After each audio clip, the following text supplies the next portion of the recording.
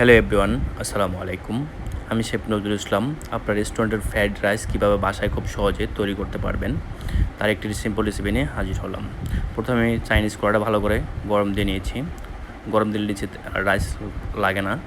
তারপর দিয়ে দিলাম তেল। তেলটা গরম হয়ে আসলে দিয়ে দিলাম রসুনটা গরম করে দিয়ে দিলাম ফেটে রাখা ডিমগুলো দিয়ে আমি একটু ভেজে নিব।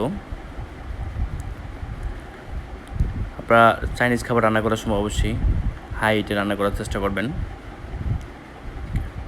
হাই হিটে রান্না করে খাবার টেস্টও ভালো হয়, খুব সহজেই রান্না করতে পারবেন।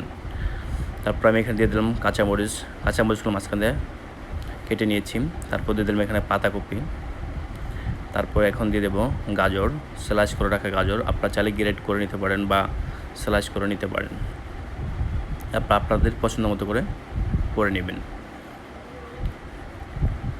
তারপর যখন সবজিগুলো একটু ভাজা হয়ে যাবে তখন আমি এখানে দিয়ে দেবো রাইস। এখানে 70% বয়েল করা রাইস আমি এখানে দিয়ে দিচ্ছি। আপনার রাইসগুলো বয়েল করে আমরা ফ্রিজে রেখে দিই, আপনার সাথেও করে নিতে পারবেন। তবে অবশ্যই রাইস বয়েল করার সময় 70% বয়েল করবেন এবং রাইসটা বয়েল করে ঠান্ডা করে নেবেন।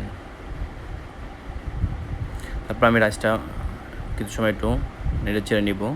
রাইস গরম হলে তারপর আপনি এখানে মশলা অ্যাড করব। যদি আপনি ঠান্ডা রাইসে এখানে মশলা অ্যাড করেন তাহলে রাইসে পানি ছেড়ে দিবে। এই জন্য সবসময় রাইসটা গরম হলে তারপরে আমি এখন দিয়ে দেবো এখানে স্বাদ মতো লবণ। তারপরে দিয়ে দেবো এখানে হোয়াইট পেপার পরিমাণ মতো। তারপর দিয়ে দিচ্ছি টেস্টিং সল্ট। তারপর দিয়ে দেবো চিনিটা দিলে আপনার টেস্টটা কম্বিনেশন হবে এবং খেতে ভালো লাগবে। সবগুলো মশলা দিয়ে ভালো করে মিক্স করে নিব। আপনারা যখন চাইনিজ খাবার তৈরি করবেন তখন হাই হিটে তৈরি করার চেষ্টা করবেন। তারপর আমি এখানে সস দিয়ে দেবো, ফিশ সস পরিমাণ মতো। তারপর দিয়ে দেবো ম্যাগি সস। তারপর দিয়ে দেবো সয়া সস। আপনারা যখন লবণ, চিনি, টেস্টিং সল্ট অ্যাড করবেন তখন পরিমাণ থেকে একটু কম অ্যাড করবেন, নাহলে কিন্তু সসে আপনার লবণটা কিন্তু বেশি হয়ে যাবে। তারপর সস দিয়ে নেড়ে ছেড়ে তারপর আমি এখন টেস্ট করে নিচ্ছি। তারপর দিয়ে দেবো পেঁয়াজ পাতা।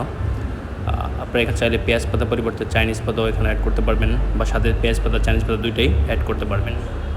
তো হয়ে গেলো খুব সিম্পল একটি রেসিপি। সাথে দিয়ে দেবো আমি এখন ঘিটা দিলে খাওয়ার টেস্ট এবং ফ্লেভার দুইটি অনেক ভালো হয়। তো আজকের রেসিপি এই পর্যন্ত।